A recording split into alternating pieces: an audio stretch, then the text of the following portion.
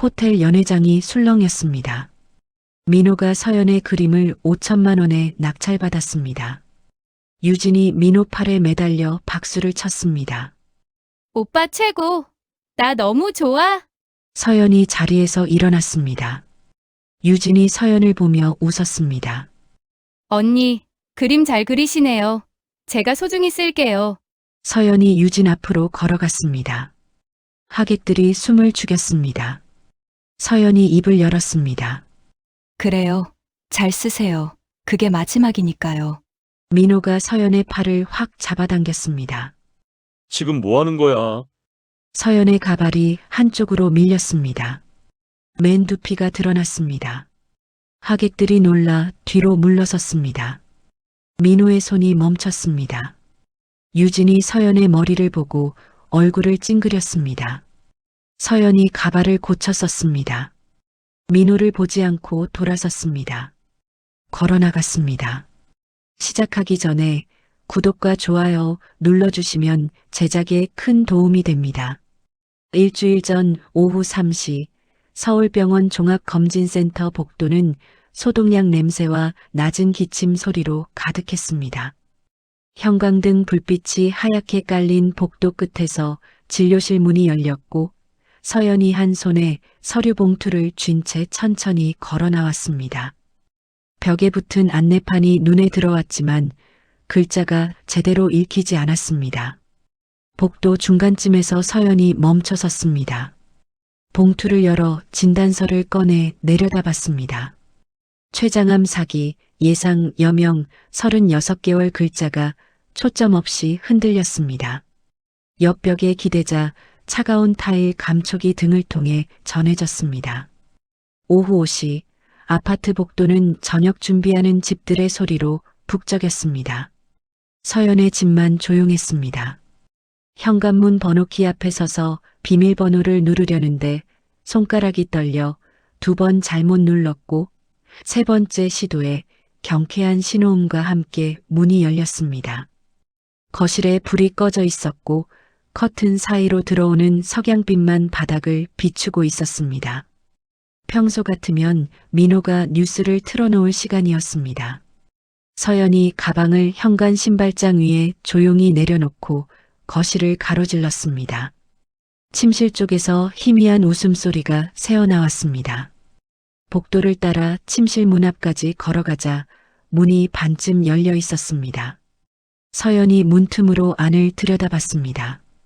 침대에 민호가 누워 있었고 옆에 젊은 여자가 붙어서 핸드폰 화면을 보며 킥킥거렸습니다. 회사 신입사원 유진이었습니다. 서연의 손이 문손잡이를 잡았다가 놓았습니다. 뒤로 돌아서서 현관으로 걸어 나왔고 문을 닫을 때 소리가 나지 않게 천천히 손잡이를 돌렸습니다. 복도 비상등 아래 서서 가방에서 진단서를 꺼냈습니다. 종이가 구겨진 채로 손 안에 있었습니다. 파티 3일 전 오전 강남역 근처 미용실은 드라이기 소리와 샴푸 향이 뒤섞였습니다. 서연이 거울 앞 의자에 앉아 있었고 디자이너가 서연의 머리를 만지다가 손을 멈췄습니다. 손님, 탈모가 많이 진행됐네요. 서연이 거울 속 자신의 머리를 봤습니다. 정수리 부근이 훤히 비쳐 보였습니다. 가발 맞춰야 할 것 같은데요. 디자이너가 카탈로그를 가져왔고 서연이 자연스러운 단발 스타일을 골랐습니다. 사흘 내로 맞춰 온다는 말에 서연이 날짜를 확인하며 고개를 끄덕였습니다. 자선 파티 당일 저녁 6시 호텔 정문 앞 로비는 샹들리에 불빛이 대리석 바닥에 반사되며 눈이 부셨습니다. 발레 파킹 직원들이 차 키를 받아들고 뛰어다니는 모습 사이로 정장과 드레스를 입은 하객들이 입구로 몰려들었습니다. 입구 쪽에서 향수 냄새와 웃음소리가 섞여 나왔습니다. 서연이 택시에서 내려 호텔 계단을 올라갔습니다. 머리가 자꾸 뒤로 밀리는 것 같아서 손으로 앞머리를 만지작거렸습니다. 로비를 가로질러 연회장 입구로 걸어가는데 앞에서 민호가 유진과 함께 들어가고 있었습니다. 연회장 안은 둥근 테이블마다 꽃장식이 놓여 있었고 천장의 조명이 따뜻한 주황빛을 뿌렸습니다. 무대 위에는 경매용 그림들이 줄지어 걸려 있었고 하객들이 샴페인 잔을 들고 테이블 사이를 오갔습니다. 서연이 연회장으로 들어서자 입구 근처 테이블에 앉아 있던 사람들이 고개를 돌렸습니다. 민호와 유진은 이미 앞쪽 테이블에 앉아 있었습니다. 유진이 민호 팔에 손을 올려놓은 채 무언가 속삭이자 민호가 웃으며 고개를 끄덕였습니다. 서연이 10m 뒤 테이블로 걸어가 자리에 앉았습니다. 옆 테이블 여자들이 서로 눈빛을 주고받으며 수군거리는 소리가 들렸습니다. 오후 7시 경매 시작을 알리는 사회자의 목소리가 마이크를 타고 연회장에 퍼졌습니다. 무대 조명이 켜지며 첫 번째 작품이 스크린에 떴고 하객들이 번호판을 들기 시작했습니다. 서연이 무대를 바라보다가 세 번째 작품에서 시선을 멈췄습니다. 자신이 3년 전 그린 풍경화였습니다. 제주도 해안가를 그린 그림으로 거실에 걸어두었던 작품이었습니다. 서연이 앞 테이블에 민호를 봤습니다. 민호가 번호판을 높이 들어 올렸고 다른 입찰자가 없자 사회자가 망치를 두드렸습니다. 5천만 원에 낙찰되었습니다. 유진이 민호 팔에 매달려 환호하며 박수를 쳤고 오빠 최고, 나 너무 좋아. 소리치는 동안 하객들도 함께 박수를 보냈습니다. 민호가 유진을 보며 당신 선물이야. 마음에 들어? 말하자 유진이 고개를 끄덕이며 민호 어깨에 머리를 기댔습니다. 서연이 천천히 자리에서 일어났습니다. 옆 테이블 사람들이 고개를 돌려 서연을 쳐다봤고 수군거림이 조금씩 커졌습니다. 서연이 민호와 유진이 앉은 테이블로 걸어갔습니다. 유진이 서연을 보고 입꼬리를 올리며 말을 걸었습니다. 언니, 그림 잘 그리시네요. 제가 소중히 쓸게요. 목소리에 비웃음이 섞여 있었습니다. 서연이 유진 앞에 멈춰서서 가만히 내려다봤습니다. 5초가 지나고 10초가 지나는 동안 주변이 조용해졌습니다. 유진의 웃음이 조금씩 굳어졌고 시선을 피하려다가 다시 서연을 올려다봤습니다. 서연이 입을 열었습니다. 그래요. 잘 쓰세요. 그게 마지막이니까요. 목소리가 차갑고 낮았습니다. 민호가 자리에서 벌떡 일어나 서연의 팔을 확 잡아당겼습니다. 지금 뭐 하는 거야? 여기가 어디라고? 서연의 몸이 휘청거리며 옆으로 밀렸고 머리에 걸쳐둔 가발이 한쪽으로 쏠리며 이마 위쪽 맨 두피가 드러났습니다. 하객들 사이에서 낮은 놀람의 소리가 터져나왔고 몇몇은 뒤로 한 발 물러섰습니다. 민호의 손에서 힘이 빠지며 서연의 팔을 놓았습니다. 유진이 서연의 머리를 보고 얼굴을 찌푸리며 민호 뒤로 한 걸음 물러났습니다.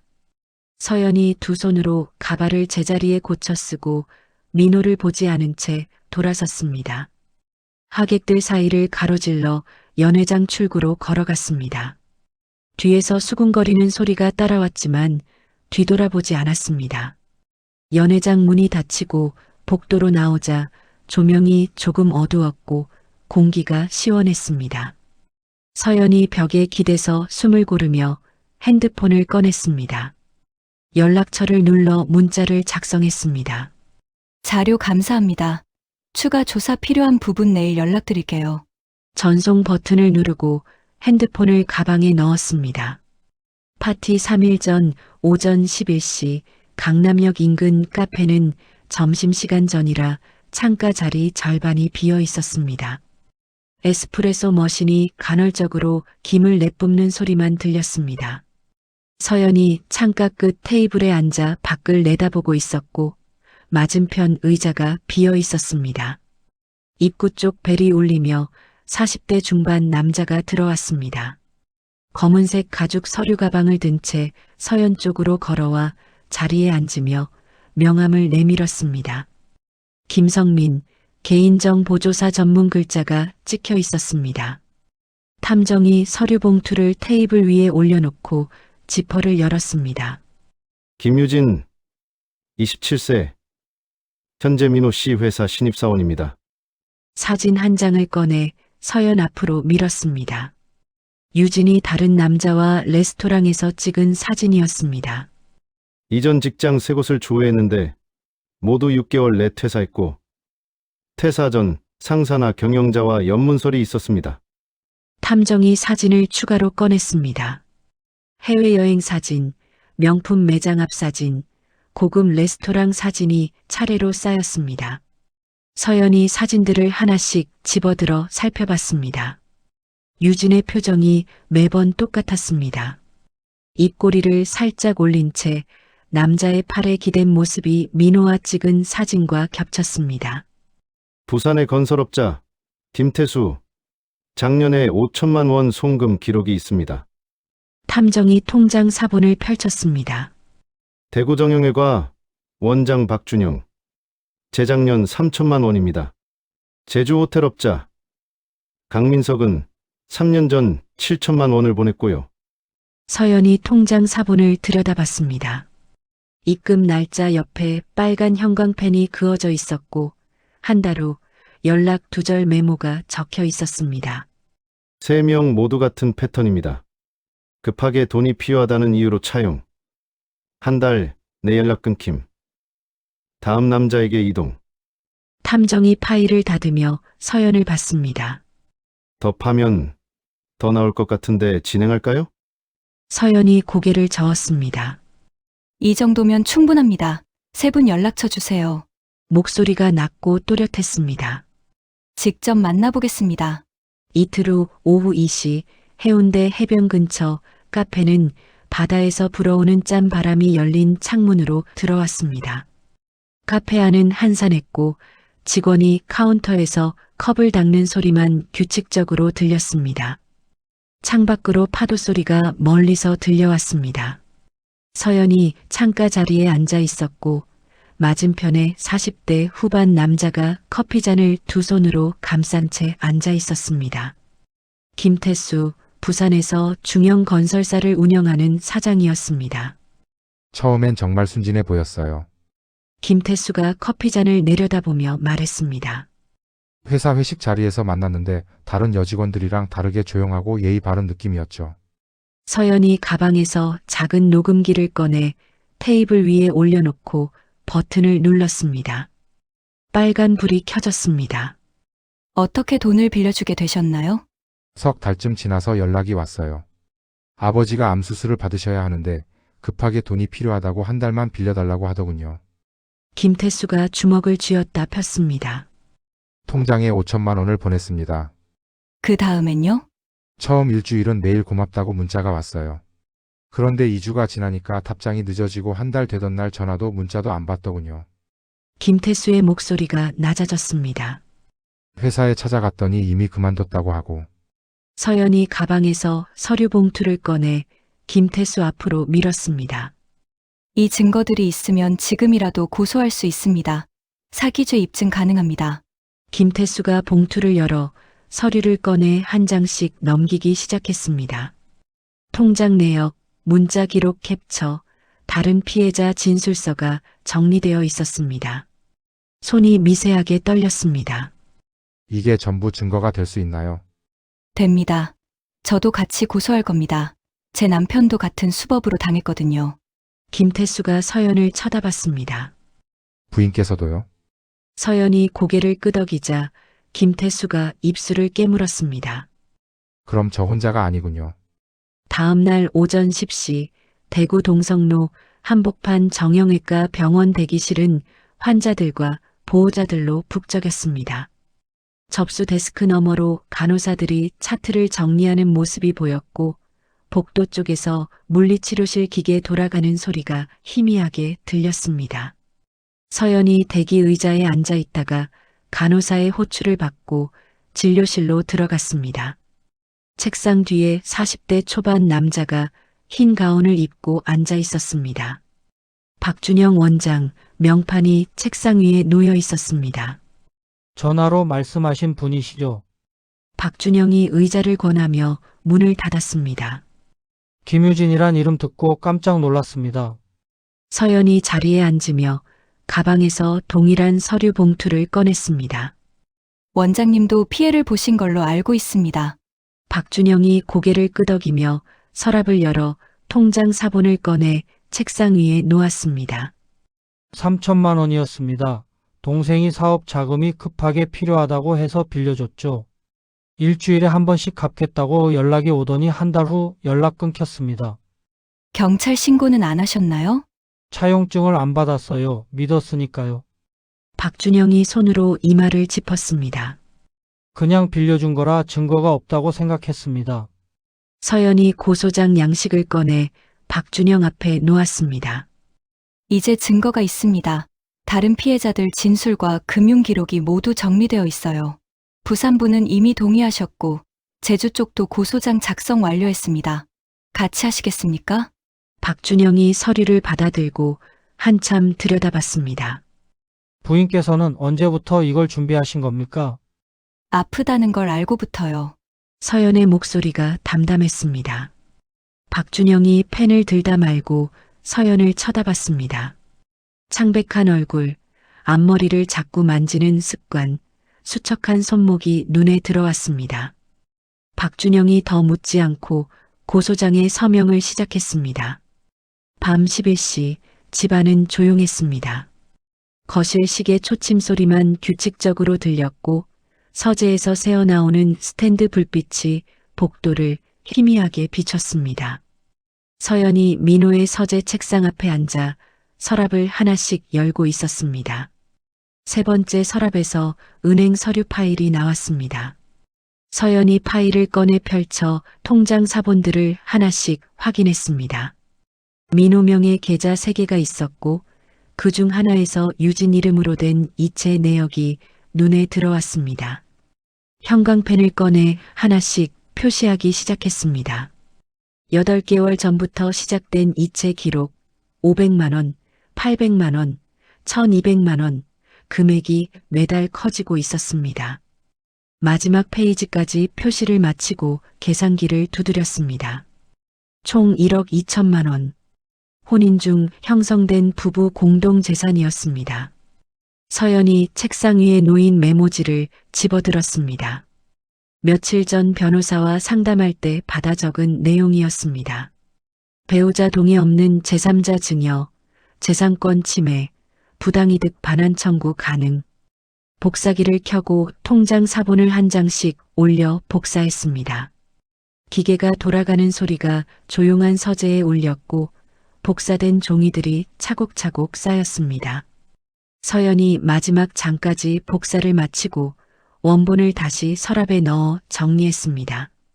증거 파일을 투명 파일에 넣어 가방에 챙겼습니다. 스탠드 불을 끄려다가 손을 멈췄습니다.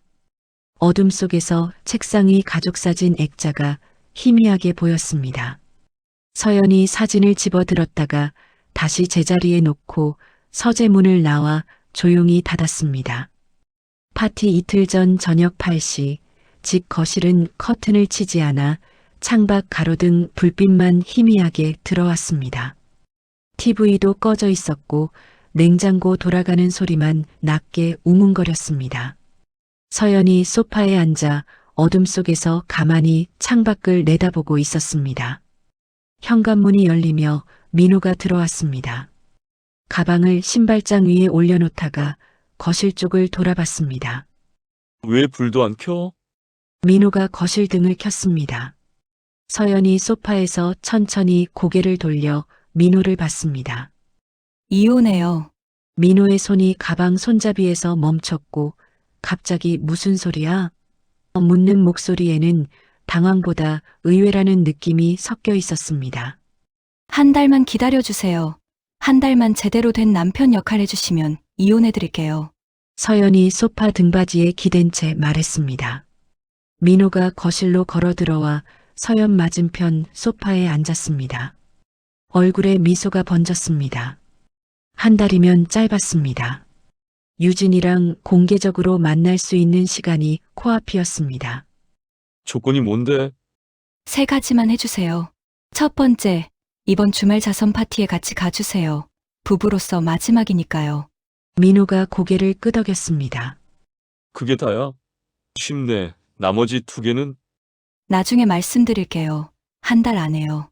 민호가 소파에 등을 기대며 팔짱을 꼈습니다. 좋아. 한 달만 기다리면 되지. 서연이 고개를 끄덕이자 민호가 잠시 멈칫했습니다. 근데 왜 갑자기 이혼하자는 거야? 무슨 일 있어? 없어요. 그냥 이제 끝낼 때가 된 것 같아서요. 민호가 서연을 쳐다봤습니다. 평소와 다름없는 표정이었습니다. 알았어. 민호가 일어서서 안방으로 걸어갔습니다. 문 닫는 소리가 복도에 울렸습니다. 서연이 거실에 혼자 남아 다시 창밖을 내다봤습니다. 가로등 아래 나무 그림자가 바람에 흔들리고 있었습니다.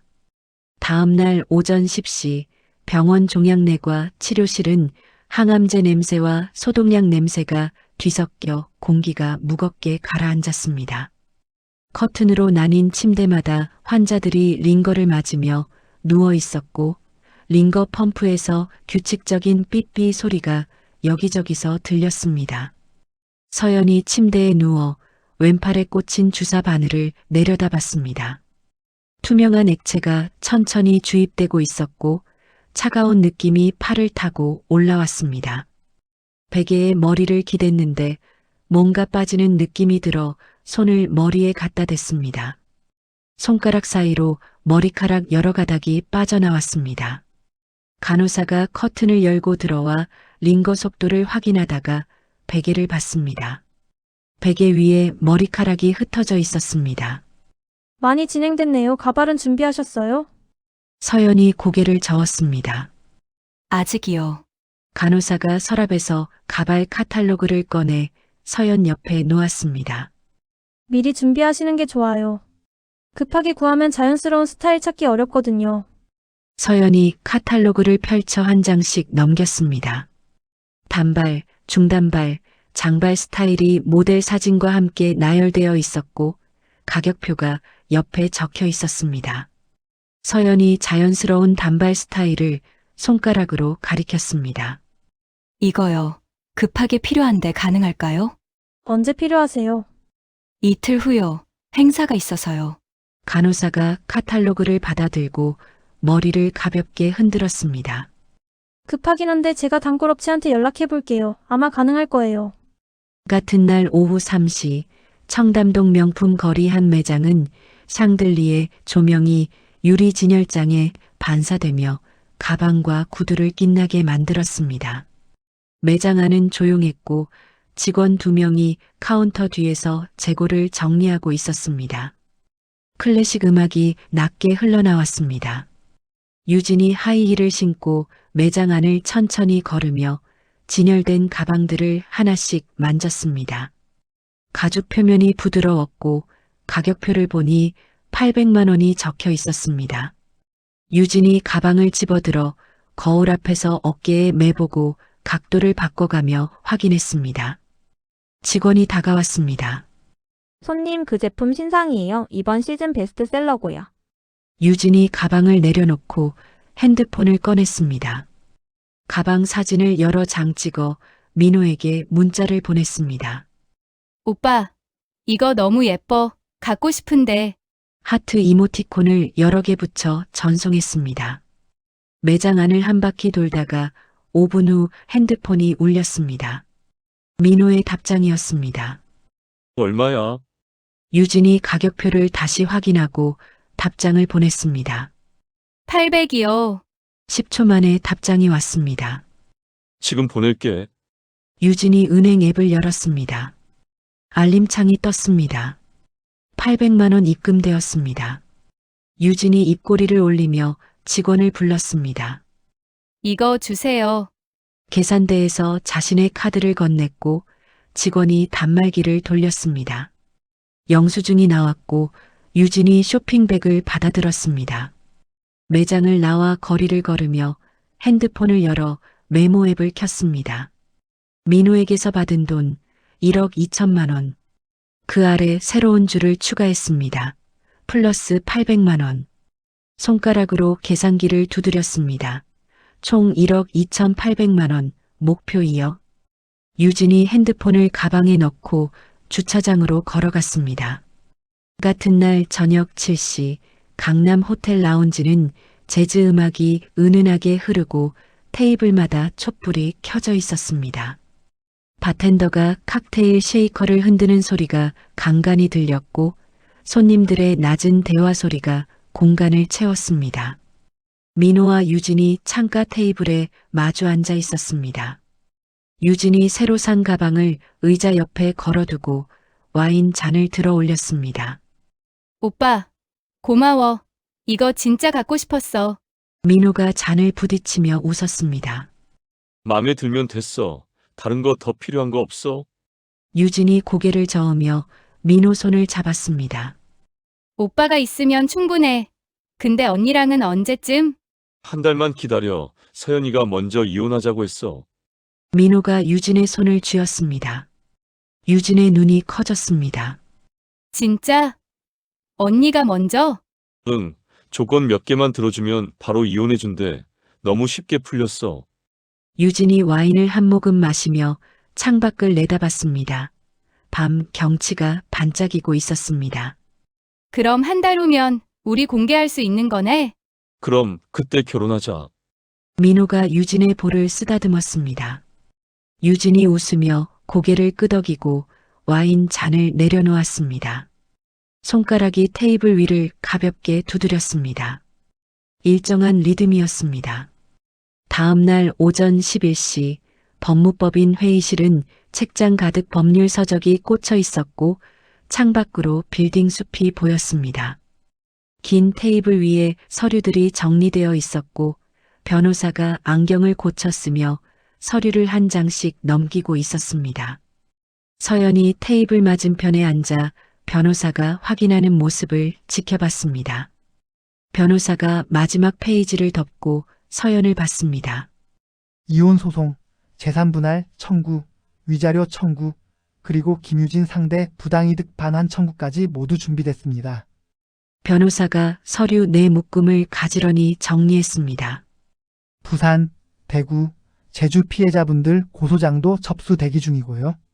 파티 다음 날 바로 제출 가능한가요? 네, 제출 시간만 말씀해 주시면 됩니다. 가압류 신청도 같이 진행하시죠? 서연이 고개를 끄덕였습니다. 유진 씨 계좌 전부요. 한 푼도 못 쓰게 해주세요. 변호사가 메모를 했습니다. 알겠습니다. 그런데 부인께서 변호사가 말을 멈추고 서연을 조심스럽게 쳐다봤습니다. 건강은 괜찮으세요? 안색이 괜찮습니다. 서연이 가방을 집어들고 일어섰습니다. 파티 끝나는 대로 연락드리겠습니다. 다음 날 아침 9시에 일괄 제출해주세요. 변호사가 일어서서 명함을 건넸습니다. 언제든 연락 주세요. 모든 준비는 완료됐습니다. 서연이 명함을 받아 가방에 넣고 회의실을 나왔습니다. 복도를 걸어 엘리베이터 앞에 섰고 내려가는 버튼을 눌렀습니다. 엘리베이터 문이 열리며 거울에 비친 자신의 모습이 보였습니다. 얼굴이 창백했고 눈 아래 그림자가 짙었습니다.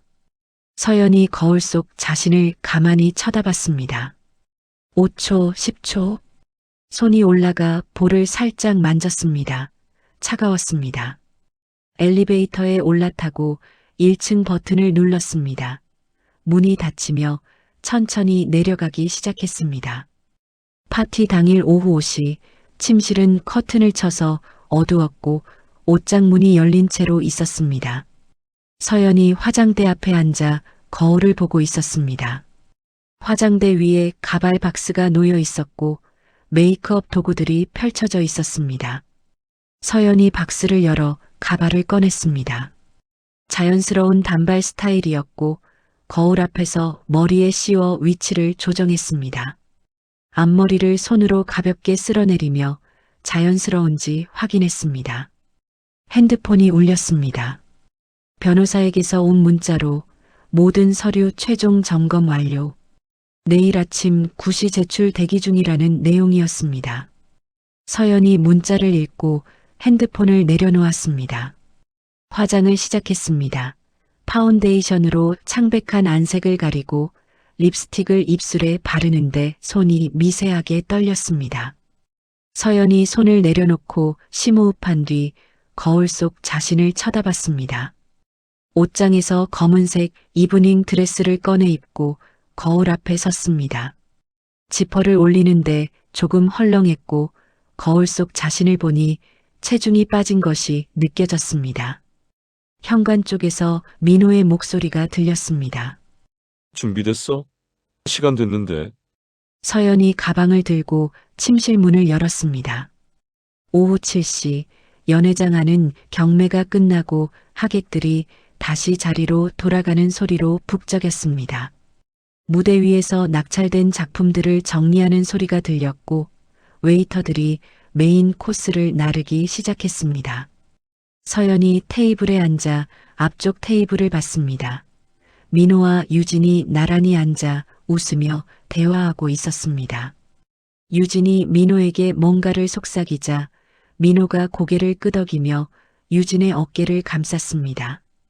서연이 물잔을 들어 한 모금 마셨습니다. 차가운 물이 목을 타고 내려갔습니다. 옆 테이블 여자가 친구에게 속삭이는 소리가 들렸습니다. 저 여자가 부인인데 왜 저렇게 뻔뻔하게. 유진이 자리에서 일어나 화장실 쪽으로 걸어갔습니다. 서연이 냅킨을 내려놓고 일어섰습니다. 같은 방향으로 걸어갔습니다. 화장실 복도는 연회장과 달리 조용했고 복도등만 은은하게 켜져 있었습니다. 유진이 거울 앞에서 립스틱을 고쳐 바르고 있었습니다. 서연이 뒤에서 들어왔습니다. 유진이 거울로 서연을 보고 입꼬리를 올렸습니다. 언니, 그림 정말 예뻤어요. 오빠가 나한테 선물한다고 했는데 기대되네요. 서연이 세면대 앞으로 걸어가 손을 씻기 시작했습니다. 그래요. 잘 쓰세요. 유진이 립스틱을 가방에 넣으며 서연 옆으로 왔습니다. 언니는 언제 이혼해 주실 거예요? 유진이 거울로 서연을 봤습니다. 한 달이라고 했잖아요. 오빠가 정말 기다리고 있거든요. 우리 결혼 날짜도 정했어요. 서연이 손을 씻다 멈췄습니다. 유진을 돌아봤습니다. 곧이요. 아주 곧.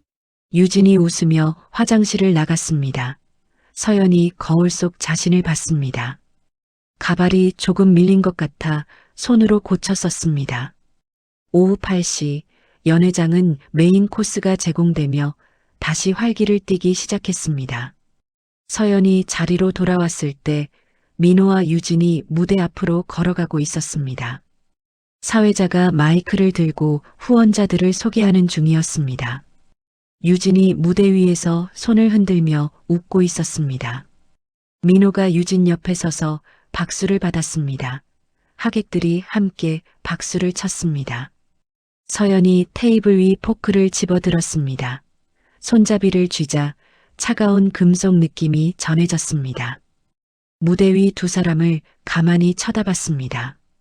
무대에서 내려온 민호와 유진이 테이블로 돌아왔습니다. 유진이 서연 옆을 지나가며 일부러 가방으로 서연의 어깨를 스쳤습니다. 죄송해요. 언니, 실수였어요. 목소리에 비웃음이 섞여 있었습니다. 서연이 자리에서 일어났습니다. 유진의 앞을 막아섰습니다. 실수라고요? 유진이 뒤로 한 걸음 물러섰습니다. 네, 실수였다니까요. 서연이 유진을 가만히 쳐다봤습니다. 5초, 10초, 주변이 조용해졌습니다. 하객들의 시선이 이쪽으로 모였습니다. 그럼 이것도 실수인가요?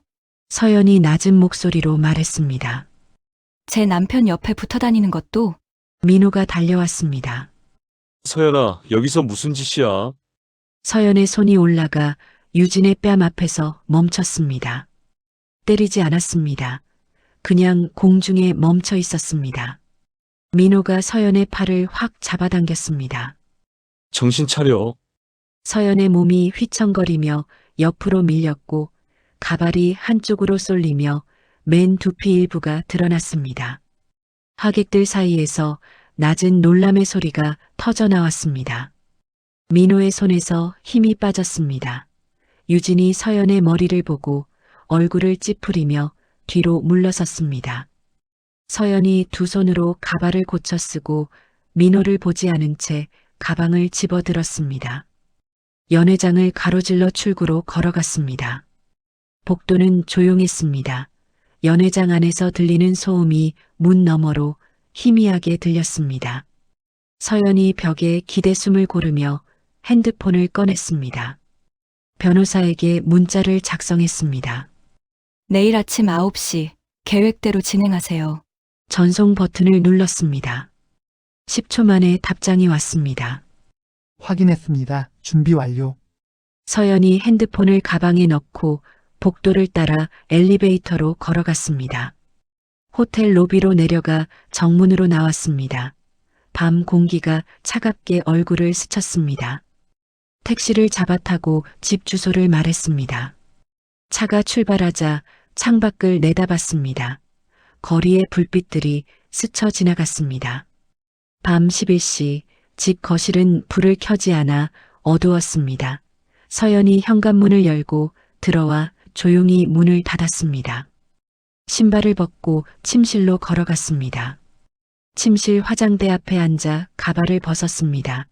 맨머리가 드러났습니다. 거울에 비친 자신을 보며 손으로 머리를 만졌는데 매끈했습니다.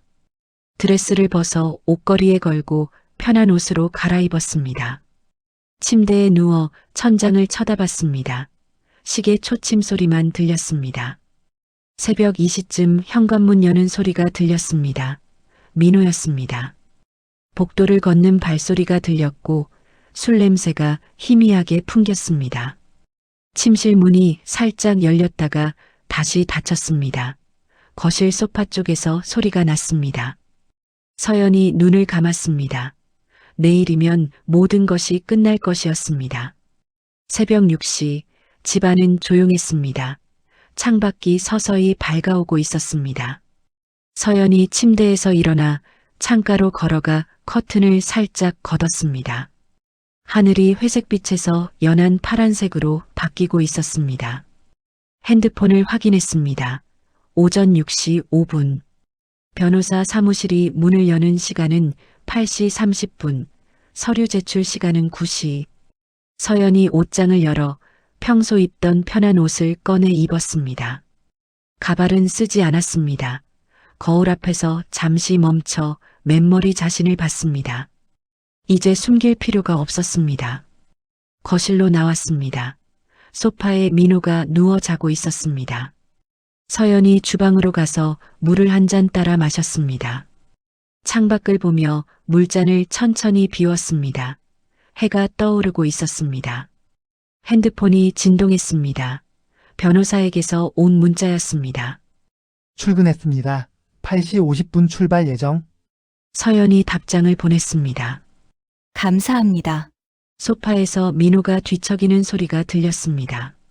서연이 물잔을 싱크대에 놓고 침실로 돌아갔습니다. 문을 닫고 침대에 앉았습니다. 시계를 봤습니다.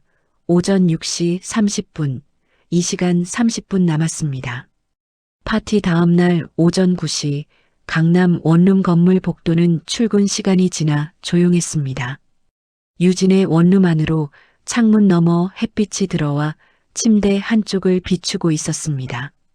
침대에서 일어난 유진이 머리를 감싸 쥐고 소파에 앉아 있었습니다.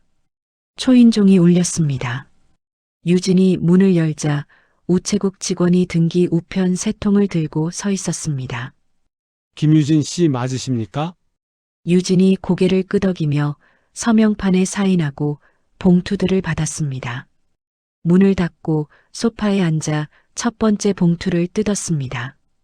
경찰청 문서였고 사기 혐의 피의자 조사 협조 요청서라는 제목이 위에 찍혀 있었습니다. 고소인 명단에 김태수, 박준영, 강민석 세 이름이 나열되어 있었습니다. 두 번째 봉투를 뜯었습니다. 법원 송달 통지서였고 부당이득 반환 청구 소송이라는 제목 아래 원고 이름이 이서연으로 적혀 있었습니다. 청구 금액 1억 2천만 원.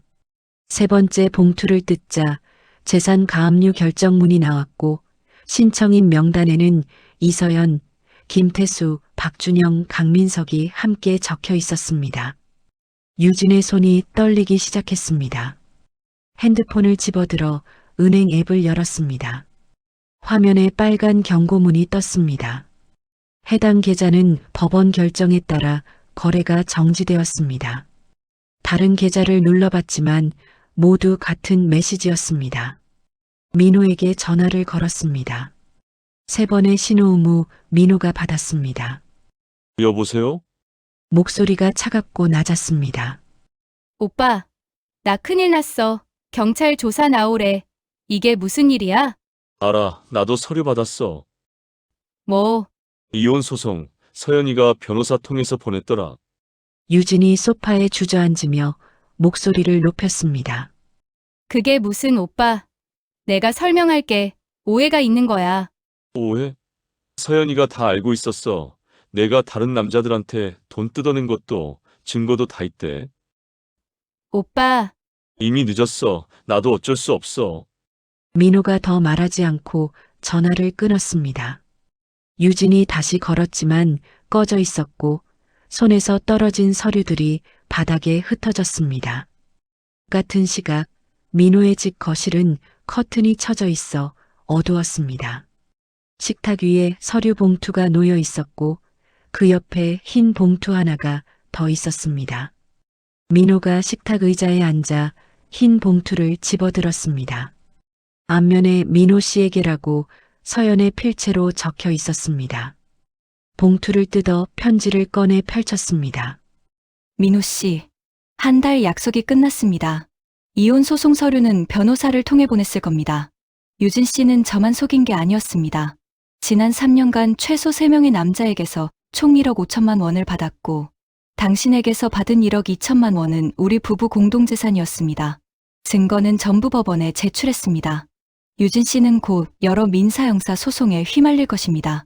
이게 제가 드릴 수 있는 마지막 선물입니다. 서연. 민호가 편지를 내려놓고 두 손으로 얼굴을 감쌌습니다. 파티장에서 본 서연의 모습이 떠올랐습니다. 가발이 밀려 드러난 맨 두피, 창백한 얼굴, 차갑게 자신을 보던 눈빛. 민호가 자리에서 일어나 복도를 따라 서연의 방으로 걸어가 문을 열었습니다. 침대 위에 가발이 가지런히 놓여 있었고 옷장을 열자 옷걸이들만 텅 비어 걸려 있었습니다.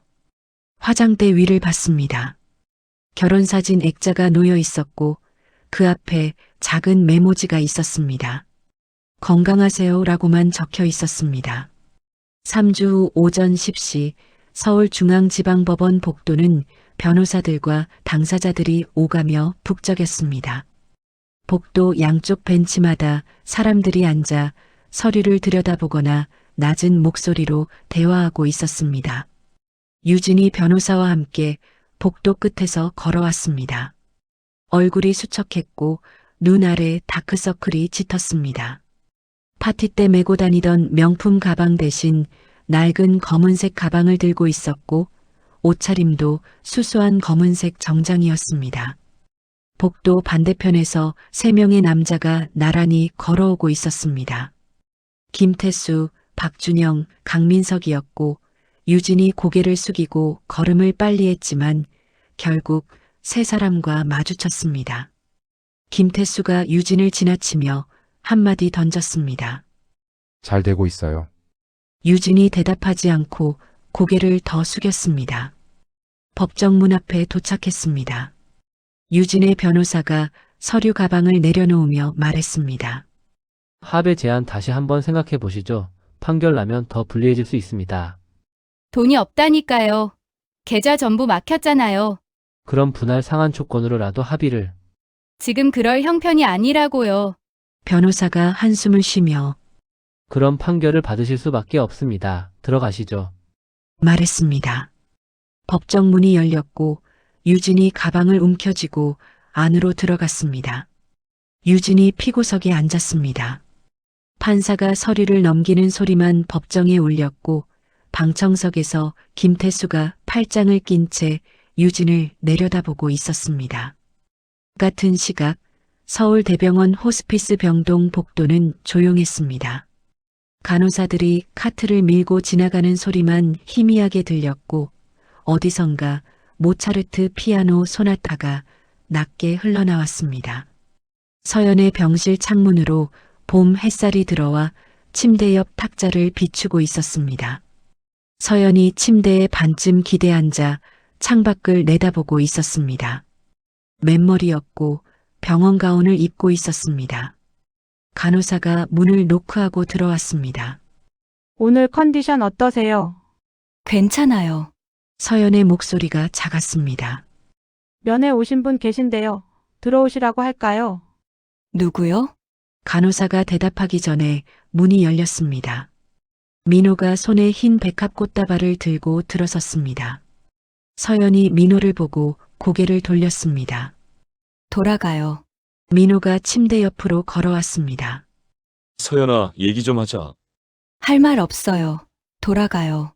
민호가 침대 옆 의자에 앉으려 했지만 서연이 손을 들어 막았습니다. 앉지 마요. 민호가 서서 서연을 내려다봤습니다. 미안해. 정말 미안해. 늦었어요. 내가 몰랐어. 내가 아프다는 것도, 유진이가 그런 사람이라는 것도. 서연이 민호를 쳐다봤습니다. 알았어도 똑같았을 거예요. 그땐 이미 저한테 관심 없었잖아요. 민호의 입술이 떨렸습니다. 그게 내가 잘못했어. 유진 씨 소송은 잘 되고 있어요? 민호가 고개를 숙였습니다. 변호사가 그러던데 전부 유죄 나올 거래. 집행유예나 실형. 다행이네요. 서연아, 우리 다시 시작할 수는. 가요. 서연이 눈을 감았습니다. 이제 끝났어요. 민호가 더 말하려 했지만 서연이 고개를 완전히 돌려버렸습니다. 민호가 꽃다발을 탁자 위에 놓고 병실 문을 열어나갔습니다. 문이 천천히 닫혔습니다. 오후 4시 병실은 서쪽 창으로 들어오는 노을빛으로 따뜻하게 물들었습니다. 벽과 천장이 주황빛을 띠었고 탁자 위 백합 꽃잎에도 빛이 반사되어 빛났습니다. 서연이 침대에서 천천히 일어나 창가로 걸어갔습니다. 발걸음이 느렸고 중간에 한번 멈춰 숨을 고른 뒤 다시 걸었습니다. 창문 앞에 서서 밖을 내려다봤습니다. 병원 주차장에서 민호가 차를 향해 걸어가고 있었고 어깨가 축 처진 채 차문을 열고 올라탔습니다. 한참 움직이지 않다가 차가 천천히 출발해 주차장을 빠져나갔습니다. 서연이 창문에 손을 댔습니다.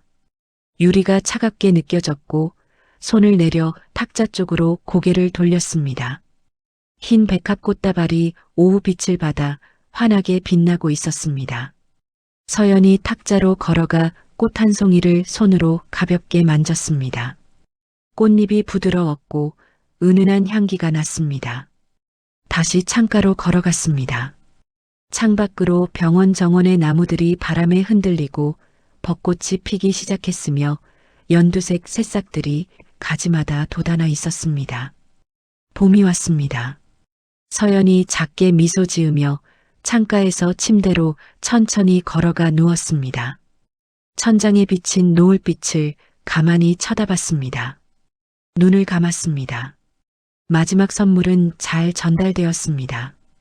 창밖에서 새 한 마리가 지저귀는 소리가 들렸습니다.